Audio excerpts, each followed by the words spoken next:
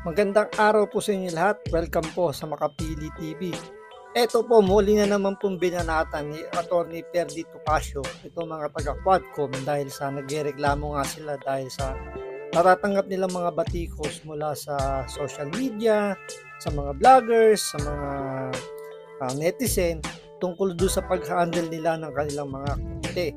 Dahil nga sa ginagawa nilang mga pambubuli, mga nakikita na rin ng mga kababayan natin na sumusobra na sila sa kanilang paglalapastangan sa karapatan po ng kanilang mga iniimbitahang mga resource person.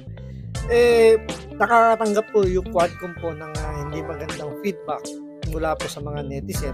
At ito po ay inisa-isa po ni Atty. Perdi Topacio para ipangmuka sa mga taga-Quadcom kung ano yung mga pagkakamali nila. So ito, panoorin po natin, pero bago ang lahat, kung hindi ka pa nakasubscribe sa Makapili TV, baka pwede naman pong pakipindot po muna yung subscribe button. At the same time, palike na rin po ng video, wala naman pong bayad yan, kaya pindot na. So ito, panoorin po natin itong mga banat po ni Atty. Perdi Topacio dito sa mga taga-Quadcom na nagrereklamo kung bakit nakakuha sila ng mga negative feedback sa mga netizen. Dating Senador De Lima, di ba? Abot hanggang langit ang pasasalamat niya kay Pangulong Marcos nung na-acquit siya. Na hindi ko naman malaman kung bakit kasi separate naman ang judiciary sa executive. Parang sinabi na rin niya na may kinalaman si Pangulong Marcos sa pag-acquit niya. Hindi naman yung tirada ng ali, no? Okay. Anyway, alam mo, nagtataka ako. Nagagalit ngayon si Barbers, di ba? Galit na galit. Hindi lang nag-press con, nag-privilege speech pa laban sa mga vloggers daw. Palagay ko nasasaktan na sila sa mga batikos. Ayun. Oo. Ngayon, mga troll, nagagalit sila na sila'y binabatikos, pinapaimbestigahan nila sa NBI. Opo. Alam nyo po, mga kagalang-galang na mga miyembro at chair ng Quadcom, at kung nagagalit po ang taong bayan, wala pong may kasalanan yan, kundi kayo. Alam nyo kung bakit? Sapagkat kayo po ay kung ano-anong pinagagagawa nyo nambabastos kayo ng witness. Nambubuli kayo, sinisigawan nyo ang mga tao roon, pinapahiya ninyo, plus inaabuso nyo yung contempt powers nyo. Ang ginawa nyo kay Atty. Lopez, kay Atty. Roque. Di ba? Puro kabastusan kayo Ngayon, kung nagkakaroon ng backlash ang taong bayan, ay sapagkat nakikita yung kabulastugang ginagawa nyo. Walang pwedeng sisihin niya kundi kayo. Ngayon, kung tinitira kayo sa social media, kasalanan nyo yan. Kamoting kahoy kayo may ulan pa ito nyo Alam nyo, may PR yung mga yan kaibigan ko. Hindi ko nasasabihin yung pangalan niya kasi sinabi kong hindi ko ibubuking, Opo. Pero nakatrabaho ko itong PR lang ito, babae. Dating girlfriend ng isang politiko rin. Okay. Tumawag sa akin. Sabi niya, attorney, sino bang gumagawa nitong PR ninyo? Kayo daw? Hindi, yung PR, yung mga sa social media lumalabas laban sa Quadcom. Early on pa to Okay po. Nung katatapos ko lang humarap doon kay Cassie Leong nung pinipigil nila akong kausapin yung kliyente ko. Kita yung kagaguhan yan, di ba? Pipigilin mo yung abogado. Kakala nila hindi napapansin yan Kakala na bida sila pag ginagawa nila. Kakala nila nagpapalakpakan yung mga tao. Nabibuisit sa inyo. Sabi niya, sino bang gumagawa ng PR nyo? Bakit? Ang dami laban sa amin. Baka may troll farm yung mga pogo. Sabi ko, sige, alang-alang sa'yo, I will find out. So, nagtawag ako, meron ba tayong mga ganyan? Sabi ko sa kanya, di wala daw. Sabi niya, paano kami mag-troll farm yung pogo? Yung pinagsasabi nilang funded by pogo. Wala nang ang pogo Kahit yung pogo ni Remulla sa Cavite, wala na, di ba? Dinat na sa dyaryo Sinarhan na as of November 30. Sabi niya, paano kami magpupondo? Wala nang pogo. Sabi ko sa kanya, alam mo, walang nagpopondo. Bakit ang dami? Sapagkat galit sa inyo ang tao. Kahit anong PR mo dyan, sabi ko sa kanya, kahit anong galing mo, magaling kang PR, mangangamote kayo sa hearts and minds of the people kasi mali yung ginagawa ninyo. Alam niya yung promo, parang produkto yan, yung Quadcom parang produkto. Opo. Dapat maganda na antimano ang inyong produkto. Katanggap-tanggap na sa taong bayan.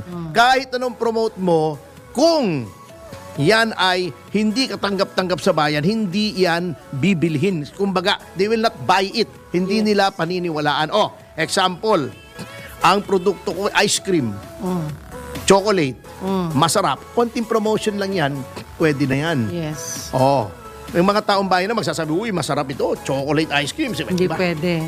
At yung tao, sino ba namang ayaw ng chocolate? Meron bang tao hindi mahilig sa chocolate? Wala akong kilala actually. Yeah. Oo, lalo na ice cream. Di ba may kanta pa nga sa Sesame Street, yung everyone likes ice cream. Yes, indeed we do. Everyone likes ice cream. I do you? Oh, O, di ba? Search the whole world over, search the oceans far. But everyone likes ice cream no matter who they are. Oh, di ba? Di ba? Si Atty. Batibo talaga. Sesame Street. Sesame Street, Wala pang yeah. padibot nung... Wala pa. Later part Sasabihin ko ito. bata ako kasi hindi ko masabi talaga nung maliit pa ako eh. Opo. Oo, kasi inaccurate, fake news, maliit pa ako eh. Anyway, kung ang Yun na. produkto ko ay ipis juice, Ay, opo. di ba? O katas ng alupihan, po-promote ko yan, gagastos ako kahit 1 bilyon ang gastusin ko. Oy, ipis juice, masarap Masarap. ito. Mariosep. Iinom yan. Sa pangalan pa lang talo na. Katas ng ipis. Oh my God. Ngayon, kahit sabihin mong this is special sauce, pag nakita ingredients, ipis. Sinong kakain o alupihan o di ba, ulalo? Anak naman kayo. Kaya yung kwan, di ba, nagtataka sila? Yung infant food na wala bigla, walang bumili. Paano ang pangalan? Milupa. Yun, pangalan lang yun, ha? Milupa. Milupa, di ba alam mo yun, yung infant food yun eh. Ang treatment niya, Milupa, M-I-L-U-P-A, Milupa. Naisip ng mga tao, naku, wag yan, Milupa yan. Milupa. Bipakain ko sa anak ko. Nawala yun, nalugi. So, kailangan pala maganda yung choice mo ng title. Hindi lang title, maganda Quadcom. Bago ang produkto mo, si Abante, si Fernandez, si Barbers, si Paduano, si Luistro, si Adyong, si yung buhok na nakangiwi. Yung nagkasama ni Delima nag-file. Ang tawag doon sila, magkasama sila ni Delima at saka yung paring adik, nget power pa ang tawag doon.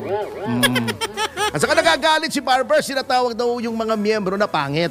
Hindi po yon ay paninira. Nagsasabi lamang po kami ng totoo. Ano gusto nyong sabihin namin? Maganda si Luistro. Di sinungaling kami. Pating na. Totohanan sinasabi, magagalit ka. Pagpihira ka naman. Ano sabihin kong pogi si Abante, sinungaling ako. Anyway, sa notang... Alam nyo, maganda yung punto rito ni Atty. Perdi Topacio. Na kung maganda yung ginagawa lang, yung Quadcom, at ito'y patas, hindi magagalit sa kanilang tao eh. Kasi very obvious naman talaga na talagang nagagamit nila yung kanilang kapangyarihan ng setting contempt. Talagang inaabuso. Dahil isipin mo nga naman tulad na lang yung kay Atty. Zulaika Lopez na respectful naman sumagot. Sumulat lang, which is, karapatan naman niya sumulat ng OVP under his watch. Pero siniting contempt. Tapos in the middle of the night, bigla itatransfer sa correctional.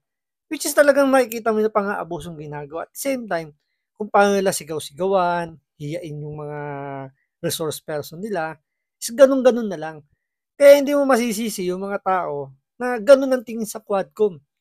Kaya nga rito, tawan-tawa tayo rito kay Atty. Perdi Topacio. Talagang literal na pinakita niya kung ano yung ginagawa ng Quadcom para mas maintindihan din ng mga congressman natin na nandun sa Quadcom. Kasi very sure tayo na pinapanood nila itong si Perdi Topacio dahil nagreklamo na rin si Dan Fernandez dahil daw lagi siyang binabanatan nito ni Atty. Perdi Topacio. So, abangan natin sa mga susunod na balita or Quadcom kung magiging maayos na sila at para hindi na sila banatan ng banatan nito ni Atty. Perdi Topacio. So, maraming salamat sa panonood.